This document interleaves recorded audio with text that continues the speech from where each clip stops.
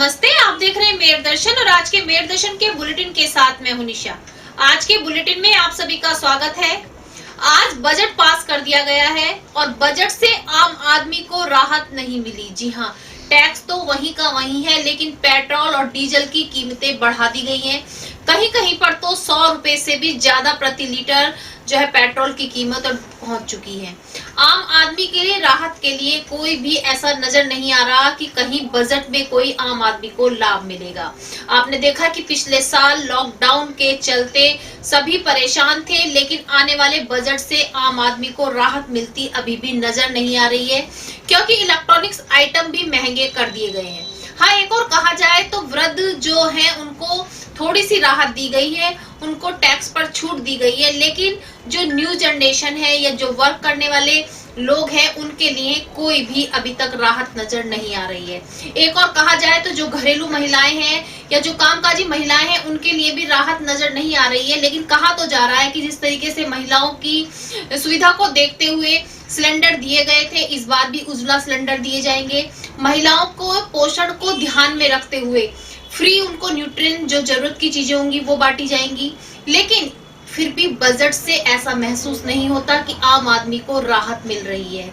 Budget pass जरूर हुआ है, लेकिन फिर भी किसी के चेहरे पर खुशी अभी झलक नहीं रही है। MD paramedical and hotel management institute Bharat सरकार द्वारा मान्यता प्राप्त। छात्र छात्राओं के उज्जवल भविष्य के लिए paramedical diploma degree certificate course, hotel management diploma degree course प्रवेश प्रारंभ। Shraddhapuri, Kankarkhera, Meerut. MD paramedical and hotel management institute लाया है एक ही छत के नीचे छात्र छात्राओं का उज्जवल भविष्य। Hotel management diploma degree course व nursing, dental, first aid, lab, OT, x ray diploma degree course. Shraddhapuri, Kankarkhera, Meerut. 9760141320। आज के समाचारों के प्रायोजक हैं खेमचंद पहलवान, पूर्व सदस्य Uttar Pradesh Congress committee. Arvind Kumar Gupta, Marwari Bhoj, metro plaza, Delhi road, Meerut. Doctor Bina Rani Agarwal, समाज सेविका। Madhuri dance academy, Pallavpuram, Meerut. स्वाद और सेहत का एक ही नाम, red chilli restaurant. Pure vegetarian, home delivery available. 99 second floor near Era mall, Delhi road, Meerut. Contact number 8755664533। अब नजर डालते हैं आज की हेडलाइंस पर, जिसके प्रायोजक हैं जूम डिजिटल मूवी वर्ल्ड।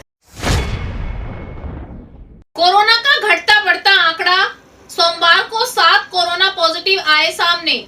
आंकड़ा हुआ 21,266। कोरोना से मरने वालों की संख्या 404 पर रुकी। थाना भावनपुर पचगांव पट्टी अमर सिंह निवासी एक युवती ने एसएसपी से लगाई मदद की गुहार। पत्नी ने अपने पति को ससुराल पक्ष द्वारा मरने के लिए उकसाने का लगाया आरोप। युवती ने पति के अंतिम संस्कार के बाद शव को चिता से निकालने का ससुरालियों पर लगाया इल्जाम। शास्त्री नगर नई सड़क पर शिव मंदिर के तोड़े जाने पर विश्व हिंदू परिषद, बजरंग दल के कार्यकर्ताओं, व्यापारियों व स्थानीय लोगों ने नई सड़क पर दिया धरना प्रदर्शन, लगाया जाम। पुलिस के साथ नोक-झोंक की वीडियो हुई वायरल। भाजपा सरकार द्वारा दलितों पर अत्याचार व अनुसूचित वर्ग के छात्र छात्राओं को छात्रवृत्ति न मिलने को लेकर समाजवादी दलित सेना कार्यकर्ताओं में रोष। कलेक्ट्रेट पर प्रदर्शन कर जिलाधिकारी के माध्यम से राज्यपाल को भेजा ज्ञापन। भारतीय किसान यूनियन भानु के सदस्यों ने किसान की विभिन्न समस्याओं के समाधान करने हेतु जिलाधिकारी के माध्यम से राष्ट्रपति व प्रधानमंत्री को भेजा ज्ञापन। गढ़ रोड स्थित मैक्स लाइफ इंश्योरेंस कार्यालय में कार्यक्रम का किया गया आयोजन। मेरठ का पूरा लाइफ इंश्योरेंस परिवार हुआ शामिल। लक्ष्यों को प्राप्त करने के लिए की गई प्लानिंग। शास्त्री नगर स्थित बालेराम ब्रजभूषण सरस्वती शिशु मंदिर में एक कार्यक्रम का किया गया आयोजन, जिसमें छात्रों व शिक्षकों को उनके प्रदर्शन के आधार पर किया गया सम्मानित। थाना किठौर क्षेत्र के फतेहपुर नारायण गांव में रविवार को भी तेंदुआ देखे जाने की सूचना से ग्रामीणों में दहशत का माहौल। वन विभाग की टीम पहुंची मौके पर कर रही जांच। किठौर थाना प्रभारी ने अपनी टीम के साथ जंगल में की कॉम्बिंग। किसानों ने तेंदुओं के डर से खेत में जाना किया बंद। दौराला थाना क्षेत्र की एक विवाहिता ने पति व ससुराल पक्ष पर लगाया आरोप। बेटी होने के कारण विवाहिता को निकाला घर से। महिला ने एसएसपी से लगाई इंसाफ की गुहार। वीर खालसा दल के तत्वाधान में श्री गुरु तेग बहादुर साहिब के 400 वर्ष प्रकाश पर्व को समर्पित करते हुए कीर्तन श्रृंखला का किया गया आरंभ। वीर खालसा दल के महासचिव मंजीत सिंह कोच्छड़ ने दी जानकारी। HDFC बैंक में असिस्टेंट मैनेजर के पद पर कार्य करने वाले अनुज गुप्ता के 21 जनवरी को अचानक ऑफिस से घर जाते समय हुए लापता। 25 जनवरी को बोरे से मिला अनुज का शव। पिता ने पुलिस से जल्द कार्रवाई की मांग। बहुत सी बातों पर किया जा रहा है संदेह व्यक्त। 7-a-साइड क्रिकेट टूर्नामेंट में खेले गए पहले सेमीफाइनल मैच में CBPS क्रिकेट एकेडमी ने करण क्रिकेट एकेडमी को 6 विकेट से हराकर फाइनल में किया प्रवेश, जीती ट्रॉफी। अब खबरें विस्तार से। कहा जाता है कि मरने के बाद चिता में रखने पर और जब उसका अंतिम संस्कार कर दिया जाता है तो किसी को भी उसको हटाने का हक नहीं होता। जी हाँ, सभी कार्यवाही पहले की जाती है, अंतिम संस्कार कर दिया जाता है तो उसके बाद उसकी आत्मा की शांति के लिए सभी प्रार्थना करते हैं। लेकिन यहाँ पर एक नजारा उल्टा देखने के लिए आया कि एक पत्नी ने अपने ही ससुरालियों के ऊपर आरोप लगाया कि उसके पति ने अभी जनवरी में अपने ससुराल पक्ष के कहने के कारण आत्महत्या कर ली थी। ससुराल पक्ष द्वारा उस युवती को और उसके पति को घर से निकाल दिया गया था, जिसके कारण से वो अपने पति के साथ मायके में रह रही थी। पति की दिमागी हालत खराब थी और पत्नी द्वारा उसका इलाज भी उसके मायके में रहकर ही कराया जा रहा था। लेकिन ससुराल पक्ष से उन्होंने जो ससुराल पक्ष के उनके सास, ससुर और देवर थे, उन्होंने बिल्कुल मतलब खत्म कर दिया था, जिसके कारण से युवक मानसिक तनाव में रहने लगा था और 21 जनवरी को फांसी लगाकर आत्महत्या कर ली। अचानक से पति की मृत्यु हो गई, उसका अंतिम संस्कार किया गया। लेकिन ससुराल पक्ष के सास ससुर सभी मौके पर पहुंचे और उन्होंने जलती हुई चिता में से शव को निकालकर पोस्टमार्टम की मांग की। युवती ने इंसाफ की गुहार लगाई। उसने कहा कि अगर मुझे पति को मार नहीं होता तो मैं उनका इलाज क्यों कराती। एसएसपी कार्यालय में युवती पहुंची और इंसाफ की मांग की। मेरे पति ने आत्महत्या कर ली फांसी लगा कर। कब करी थी आत्महत्या? जी 29 तारीख को। किस वजह को लेकर की थी, क्या हुआ? जी वो दिमाग से पागल थे, उनका दिमाग चलता था। मैं उनका इलाज करा रही थी। घर के उन्हें मार पीट के घर से निकाल दिया था। धमकी दे रहे थे इसे ले जा, नहीं हम मार देंगे। मैं 3 साल से अपने मायके में रह रही थी, उनका इलाज करा रही थी।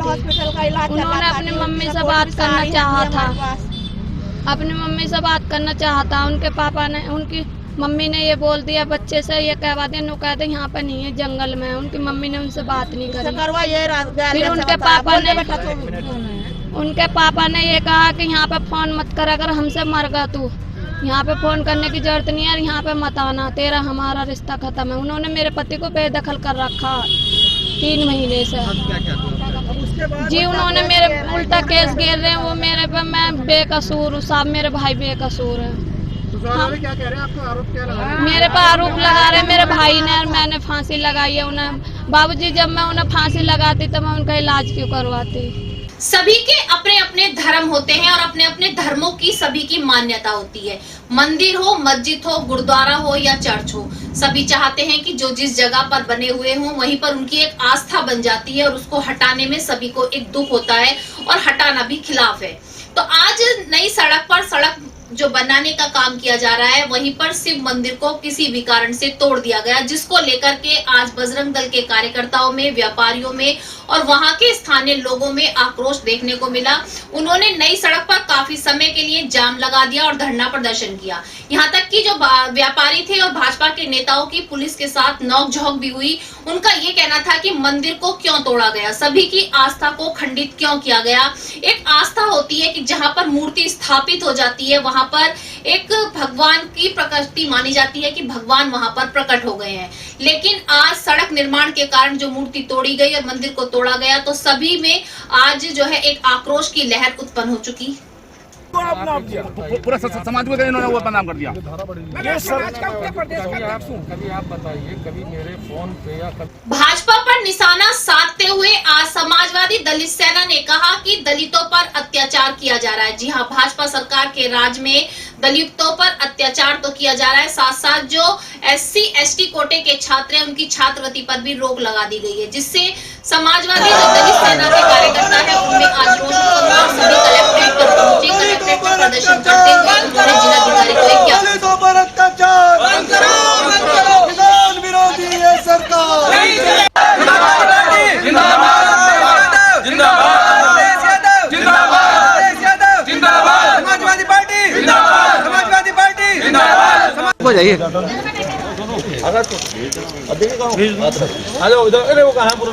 आओ जाओ। मैं राष्ट्रीय महासचिव हूँ दलित समाज दलित सेना में।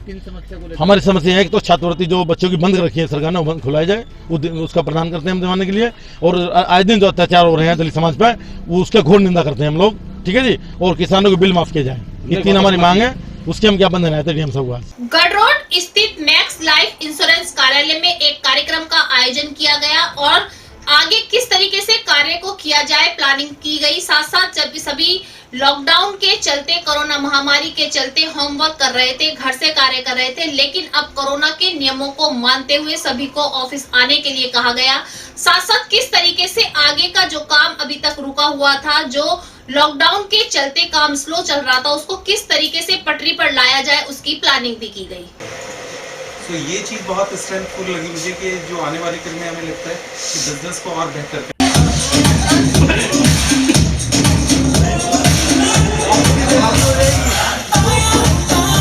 कोई दीवाना कहता है, कोई पागल समझता है, मगर धरती की बेचैनी को बस पागल समझता है। मैं तुझसे दूर कैसा हूँ, तू मुझसे दूर कैसी है, ये तेरा दिल समझता है या मेरा दिल समझता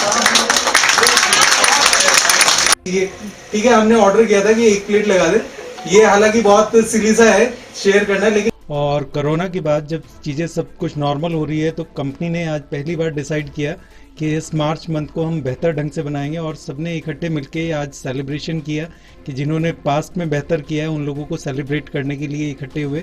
और साथ में मार्च को हम एक बेहतर फाइनेंशियल ईयर क्लोज करने के लिए अपना ये सब गैदरिंग हुई है। सर, मैक्स का परिवार पूरा इकट्ठा हो रहा है, कैसा लग रहा है? सर बहुत बेहतर लगा। पहली बार अगर मैं बात करूं, ये महीनों हो गए, ऑलमोस्ट साल ही पूरा होने को आ रहा है, तो पहली बार अपना ये दोबारा एनर्जी लगी कि टीम को खुद मोटिवेशन है, वो सब लोग इकट्ठे हैं, एनर्जाइज हैं कि अपना काम को रूटीन में हम नॉर्मल ढंग से कर पाएंगे।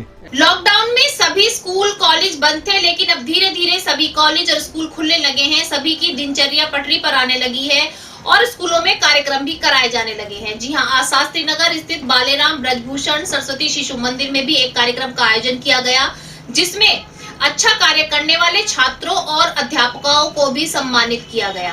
उनका कहना है कि यदि इस तरीके से बीच बीच में सभी स्कूल वाले अपने छात्रों को और अध्यापक और अध्यापिकाओं को सम्मानित करें तो उनका कार्य करने की जो क्षमता है और बढ़ जाती है और उनमें एक उत्साह उत्पन्न होता है। आज हम श्रेष्ठ बच्चों को, जिन्होंने भी 90% से अधिक अंक प्राप्त किए हैं, उनको सम्मानित किया है। या पंचम कक्षा में प्रांतीय स्तर पर मेधावी छात्र परीक्षा होती है, उसमें जिन्होंने उत्तीर्ण किया है उनको सम्मानित किया गया है। ऐसे ही जिन आचार्यों ने 100% रिजल्ट, 60% बच्चों के फर्स्ट डिवीज़न मार्क्स, 25% बच्चों के डिस्टिंक्शन मार्क्स और 10% बच्चों के 90% प्लस मार्क्स दिलाए हैं, उन सबको कक्षाशः हर विषय में सम्मानित किया गया है। एक और तो कहा जाता है कि बेटी और बेटे में कोई फर्क नहीं, लेकिन दूसरी ओर बेटी होने के लिए महिलाओं को जो है जिम्मेदार माना जाता है। कहा जाता है कि यदि बेटी हो गई तो महिलाओं की गलती है, लेकिन ये कहाँ की सच्चाई है? क्यों लोगों की मानसिकता नहीं बदल रही है कि बेटी और बेटे में फर्क नहीं है? आज वो समय चल रहा है जहाँ पर बेटियां बेटों से कम नहीं है, लेकिन कुछ लोगों की मानसिक स्थिति अब भी समझने को तैयार नहीं है। आज फिर ऐसी एक घटना सामने आई। एक युवती ने एसएसपी कार्यालय में इंसाफ की गुहार लगाई। उसका कहना है कि थाना दौराला क्षेत्र में उसकी शादी हुई है, जहां पर उसने बेटी को जन्म दिया। बेटी को जन्म देने के कारण उसके पति और ससुराल वालों ने उसे घर से निकाल दिया और अब वो दर दर की ठोकरें खा रही है। उसने इंसाफ के लिए आवाज उठाई। मेरा तो पहले से केस चल रहा है झगड़े का, क्योंकि वो मारपीट ज़्यादा करते थे और वो खेती बाड़ी वाले हैं। मेरे पापा तो मजदूर हैं, उनकी बराबरी नहीं कर सकते, इसलिए हमारा केस चल रहा था। केस वापस लेने के लिए वो मुझे बार बार धमकी दे रहा, कभी भाई को फोन करवाना, कभी कुछ करवाना, 1 साल से कभी कुछ करना, कभी किसी को। आज के बुलेटिन में बस इतना ही। तेज और ताजा खबरें जानने के लिए देखते रहिए मेरठ दर्शन।